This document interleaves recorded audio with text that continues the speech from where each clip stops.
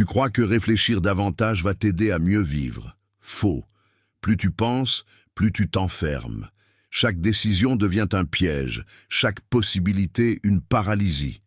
Pendant que tu analyses, la vie avance, sans toi. Et au fond, tu le sais déjà, ce n'est pas le manque d'intelligence qui te bloque, mais l'excès de pensée. Tu ne t'en rends pas compte au début.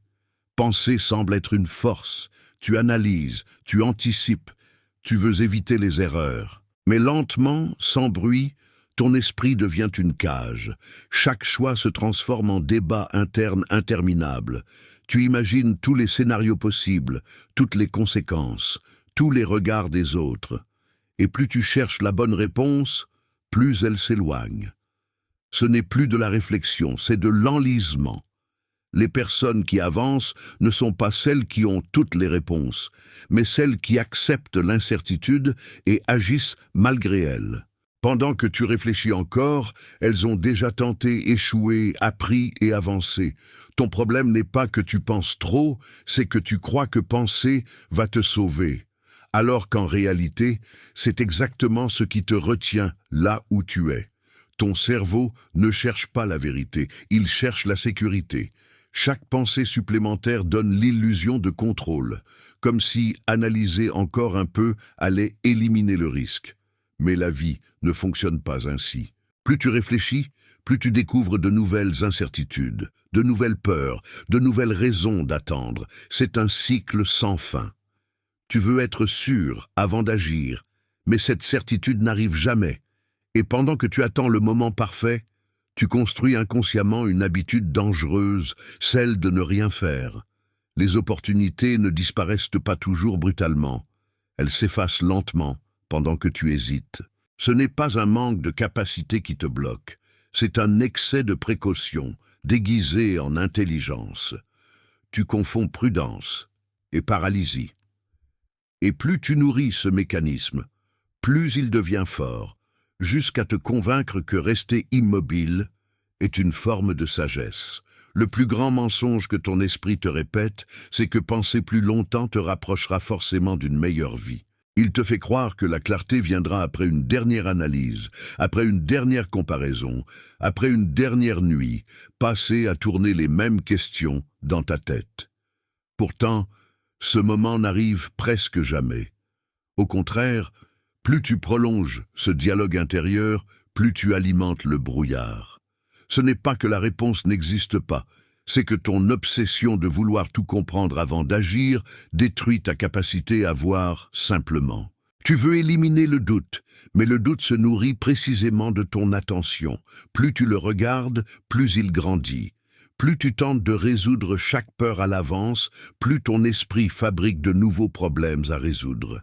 C'est ainsi que beaucoup de gens passent des années immobiles tout en ayant l'impression d'être mentalement actifs. Ils réfléchissent à changer de vie, à lancer un projet, à parler à quelqu'un, à prendre une décision importante, mais ils restent au même endroit, prisonniers d'une activité invisible qui ressemble à du progrès sans jamais en être.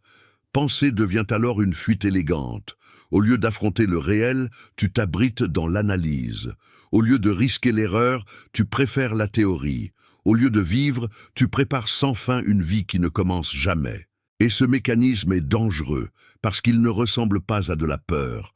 Il ressemble à de la maturité, à de la prudence, à de l'intelligence. Mais en vérité, c'est souvent une résistance déguisée. Une manière raffinée de retarder l'instant où tu devras te confronter au monde, à l'échec, au jugement, à l'incertitude. La vie réelle demande du mouvement, pas une perfection mentale.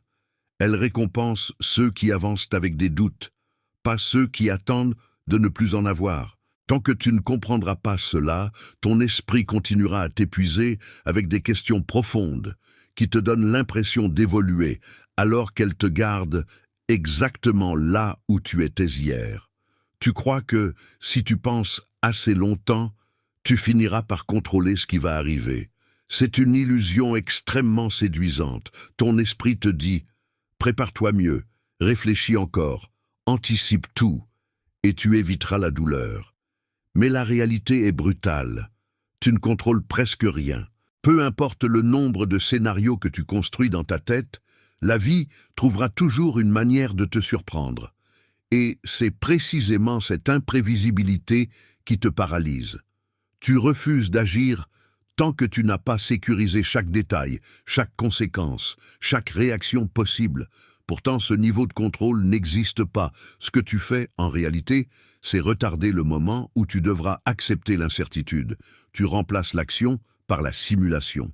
Tu vis des dizaines de versions de ta vie dans ton esprit, mais aucune dans le réel. Et plus tu répètes ce schéma, plus ton cerveau renforce l'idée que penser est plus sûr qu'agir. Tu deviens excellent pour imaginer, mais incapable de passer à l'acte. Ce n'est pas un manque de courage visible, c'est un conditionnement silencieux. Chaque fois que tu choisis de réfléchir au lieu d'agir, tu envoies un signal à ton esprit. Reste ici, c'est plus sûr. Et ce signal devient une habitude qui transforme les petites décisions en montagnes, les opportunités en risques et les rêves en simples idées confortables. Ce qui est encore plus dangereux, c'est que tu peux vivre longtemps comme ça sans t'en rendre compte. De l'extérieur, tout semble normal. Tu es réfléchi, prudent, intelligent. Mais à l'intérieur, tu sais. Tu sais que tu repousses constamment le moment de passer à l'action.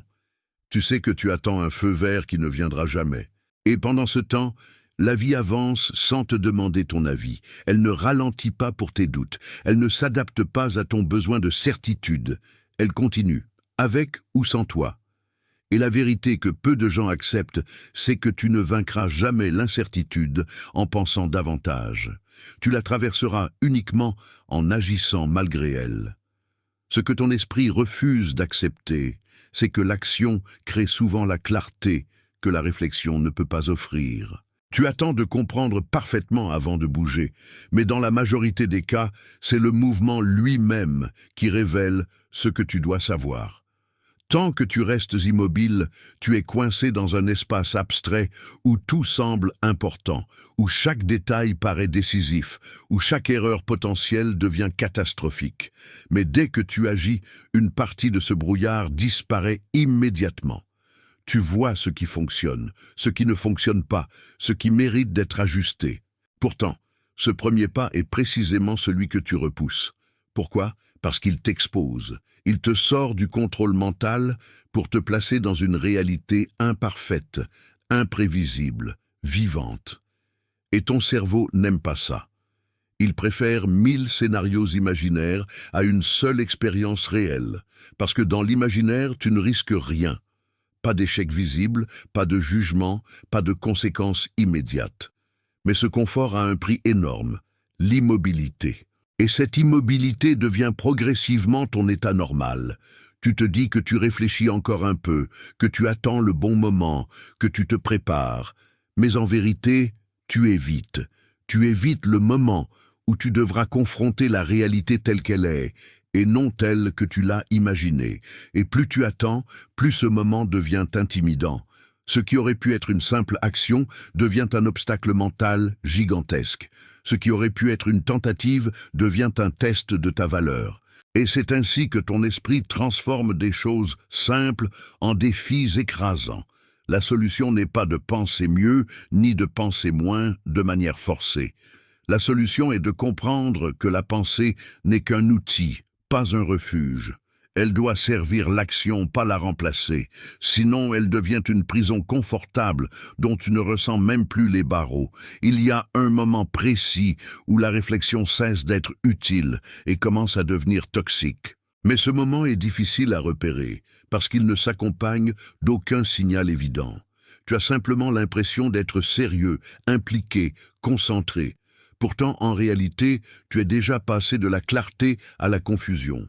La pensée saine te rapproche d'une décision. La surpensée, elle, te fait tourner en rond. Tu revis les mêmes idées sous des angles différents, tu reformules les mêmes questions, tu explores des détails insignifiants comme s'ils étaient cruciaux. Et plus tu fais cela, plus ton esprit te donne l'illusion que tu avances. Mais ce n'est qu'un mouvement circulaire. Rien ne change, rien ne progresse. Tu es actif mentalement, mais immobile dans ta vie. Et ce piège est d'autant plus puissant qu'il flatte ton intelligence.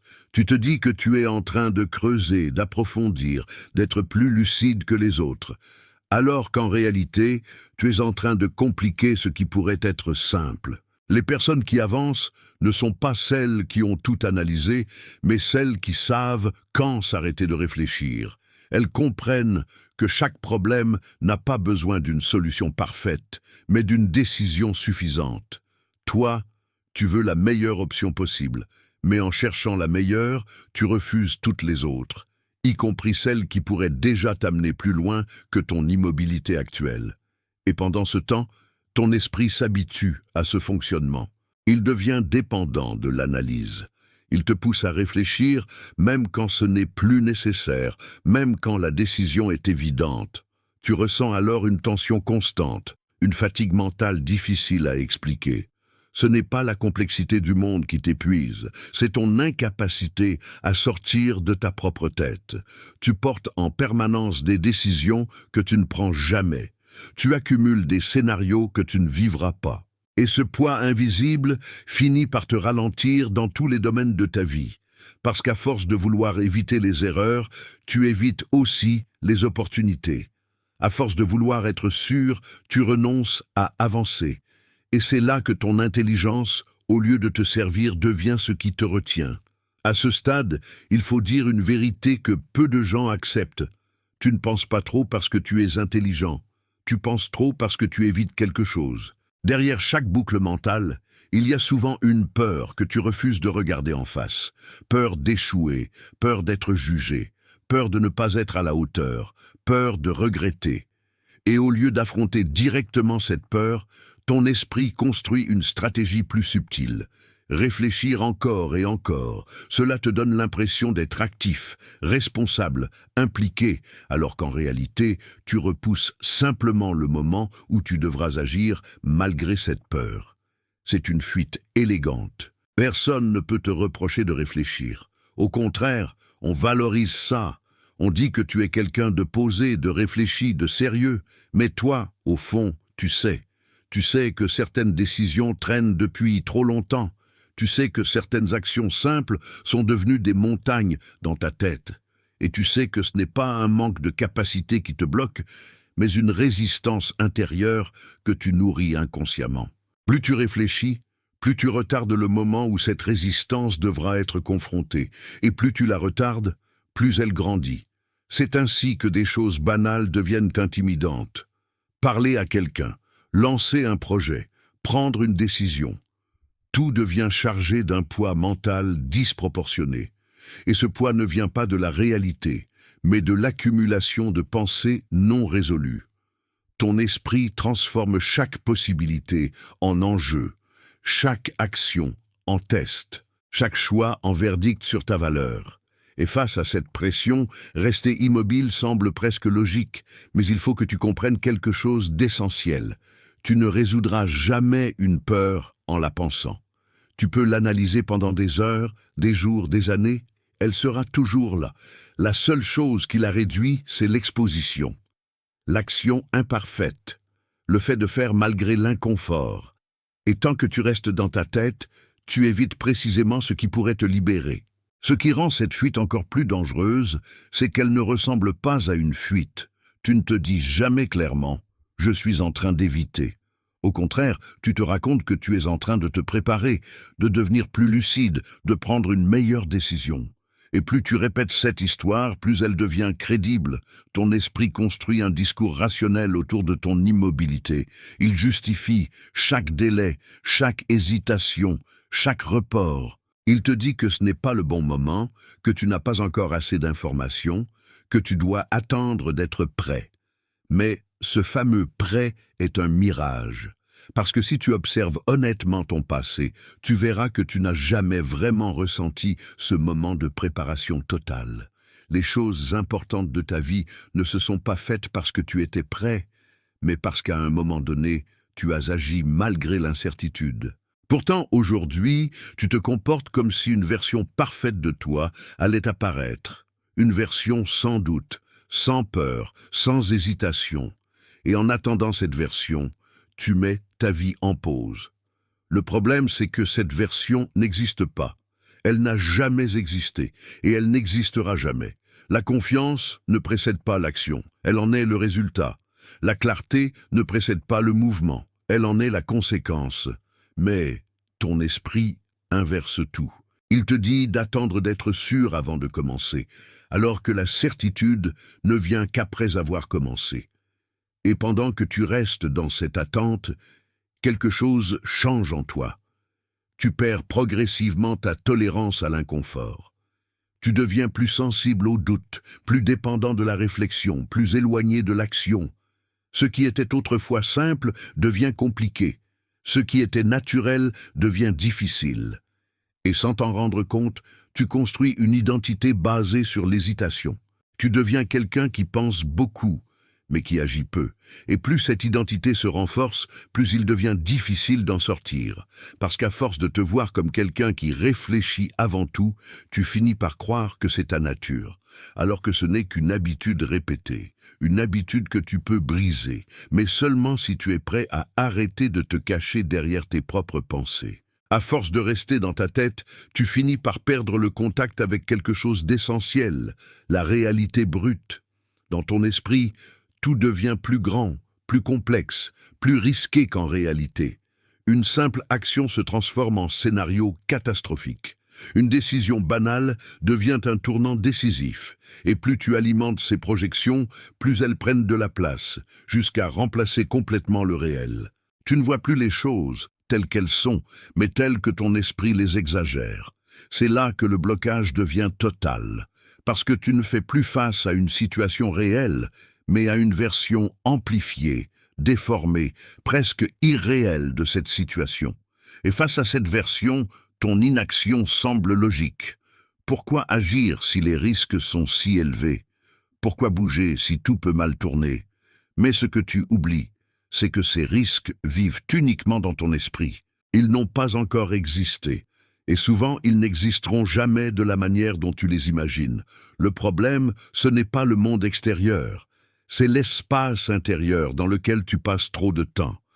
Plus tu y restes, plus il devient difficile d'en sortir. Tu t'habitues à analyser au lieu de tester, à anticiper au lieu de vivre, à imaginer au lieu d'expérimenter, et cette habitude te coupe progressivement de l'expérience directe. Tu deviens spectateur de ta propre vie. Tu observes, tu réfléchis, tu envisages, mais tu n'agis pas. Et sans action, il n'y a pas de retour réel, pas de feedback, pas d'apprentissage concret.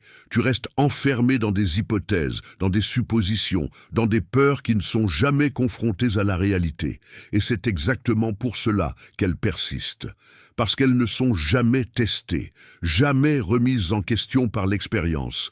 Tant que tu restes dans ce cycle, ton esprit aura toujours le dernier mot. Il continuera à créer des obstacles invisibles, à amplifier les doutes, à te convaincre que demain sera un meilleur moment. Mais demain ressemble toujours à aujourd'hui, tant que tu continues à fonctionner de la même manière. À un moment donné, tu dois comprendre que ce cycle ne se brise pas avec une meilleure réflexion, mais avec une décision différente. Tu ne vas pas penser ta sortie hors de ce piège. Tu dois agir contre ton propre réflexe. Et cela commence par quelque chose de simple, presque inconfortable. Accepter de ne pas être sûr, accepter de ne pas tout comprendre, accepter de ne pas avoir la meilleure option, parce que c'est précisément ce refus de l'imperfection qui te maintient bloqué. Tu veux une garantie avant d'avancer, mais cette garantie n'existe pas, et plus tu la cherches, plus tu renforces ton immobilité. Briser ce cycle, ce n'est pas devenir quelqu'un qui ne pense plus. C'est devenir quelqu'un qui sait quand arrêter de penser. C'est reconnaître ce moment précis où la réflexion cesse d'être utile et devient une excuse. Et ce moment arrive beaucoup plus tôt que tu ne le crois. Souvent, tu sais déjà ce que tu dois faire. Mais tu continues à réfléchir parce que faire ce choix implique une forme de risque, une forme d'exposition, une forme d'inconfort que tu préfères éviter. Alors, tu prolonges l'analyse, tu ajoutes des couches de complexité, tu cherches une meilleure option, alors que la vraie raison est ailleurs. Et tant que tu ne fais pas face à cette réalité, rien ne change. Tu restes coincé dans le même schéma, avec les mêmes pensées, les mêmes hésitations, les mêmes regrets silencieux. Briser ce cycle demande une rupture volontaire, une action qui ne se base pas sur une certitude totale, mais sur une décision suffisante. Tu n'as pas besoin d'être prêt, tu n'as pas besoin d'être confiant, tu as juste besoin de faire un premier mouvement, et ce mouvement, même imparfait, crée une fissure dans le système. Il montre à ton esprit que l'action est possible malgré le doute. Il réduit légèrement la peur. Il introduit du réel dans un espace dominé par l'imaginaire. Et c'est ainsi que tout commence à changer. Pas avec une grande transformation soudaine, mais avec une série de petites actions qui contredisent ton ancien fonctionnement. Chaque fois que tu agis sans attendre la certitude, tu reprends un peu de contrôle. Non pas sur le monde, mais sur toi-même. Le vrai tournant ne vient pas d'une motivation soudaine, mais d'une discipline presque froide, celle d'agir même quand ton esprit te dit d'attendre. Tu dois comprendre que ton cerveau va résister. Il va continuer à produire des doutes, des scénarios, des raisons logiques de repousser. Et c'est normal. Ce mécanisme a été renforcé pendant des années. Tu ne vas pas le faire disparaître en un jour. Mais tu peux arrêter de lui obéir. C'est là toute la différence. Tu n'as pas besoin de supprimer tes pensées pour avancer. Tu dois simplement cesser de leur donner le pouvoir de décider à ta place. Et au début, cela va sembler contre-intuitif. Tu vas avoir l'impression d'agir sans être prêt, de prendre des décisions incomplètes, de ne pas être à la hauteur de ton propre standard. Mais c'est précisément ce passage qui est nécessaire. Parce que tant que tu restes fidèle à ce standard irréaliste de clarté et de contrôle, tu restes bloqué. L'action imparfaite devient alors une forme de rééducation. Elle apprend à ton esprit que tout ne doit pas être résolu avant de commencer. Elle lui montre que tu peux survivre à l'incertitude, que tu peux t'adapter en avançant, que tu n'as pas besoin de tout anticiper pour faire un pas. Et progressivement, quelque chose change. Le bruit mental diminue. Pas parce que tu penses moins, mais parce que tu donnes moins d'importance à chaque pensée. Tu arrêtes de tout analyser. Tu fais, tu ajustes, tu continues. Et ce rythme remplace lentement l'ancien. Ce qui était lourd devient plus fluide. Ce qui te paralysait devient gérable. Mais attention, ce processus demande de la constance. Si tu retombes dans l'habitude d'attendre la certitude, le cycle reprend immédiatement. C'est pour cela que tu dois créer une règle simple pour toi-même. Quand une décision est suffisamment claire, tu agis. Pas demain, pas après encore une réflexion, maintenant. Parce que chaque fois que tu agis rapidement sur quelque chose de simple, tu renforces une nouvelle identité, celle de quelqu'un qui avance malgré le doute. Et cette identité vaut beaucoup plus que n'importe quelle réflexion parfaite.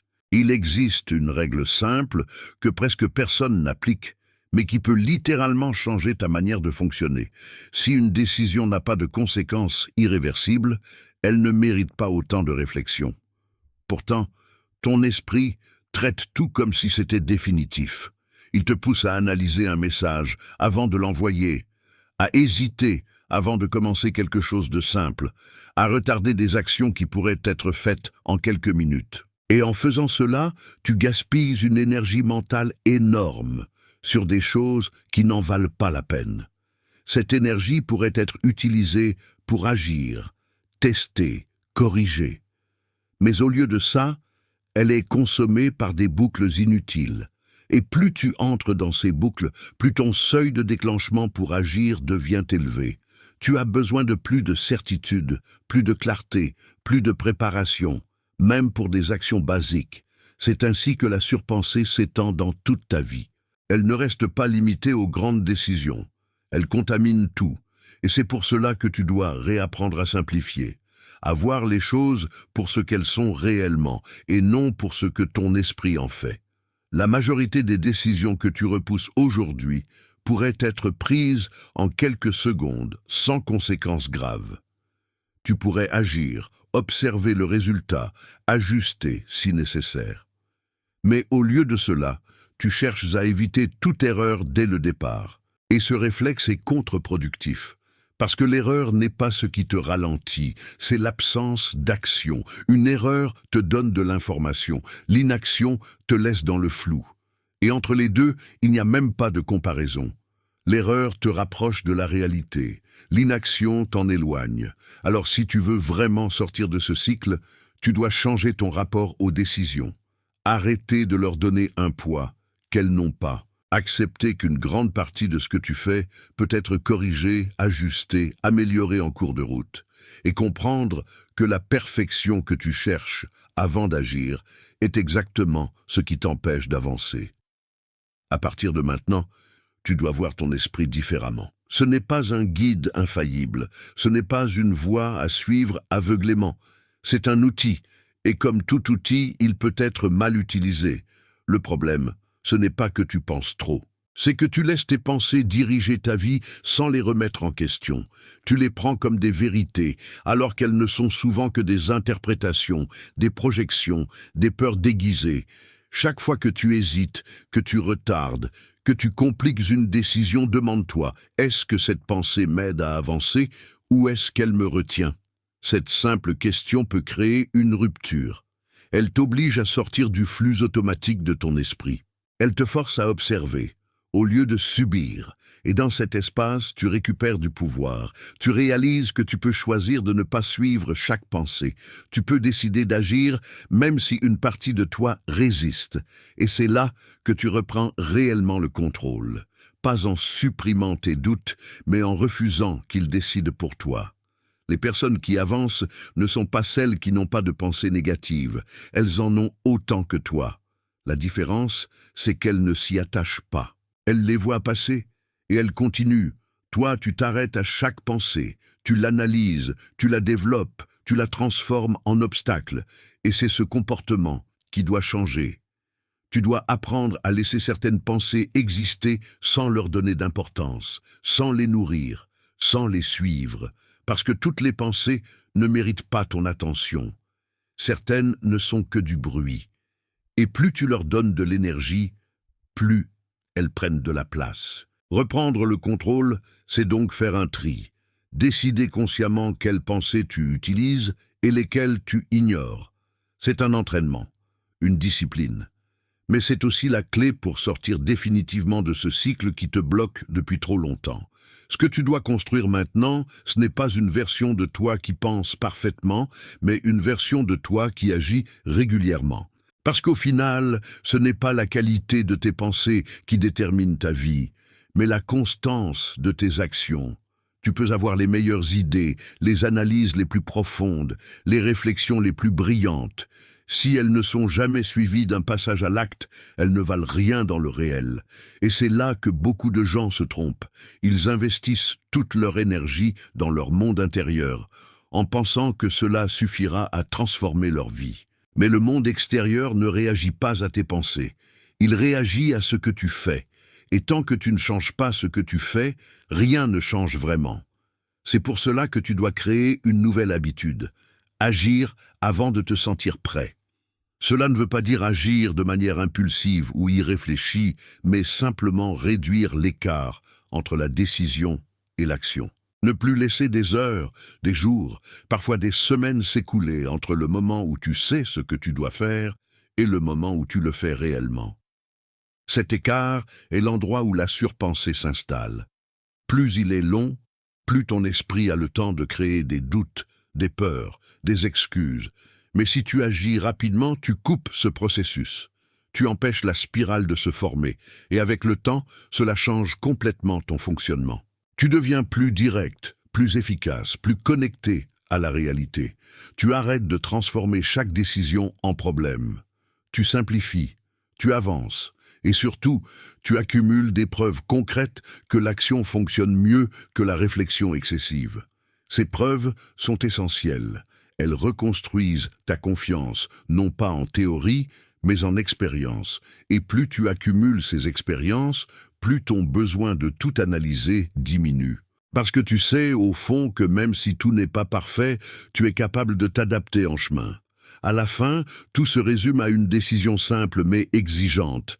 Est-ce que tu veux continuer à vivre dans ta tête ou commencer à vivre dans la réalité?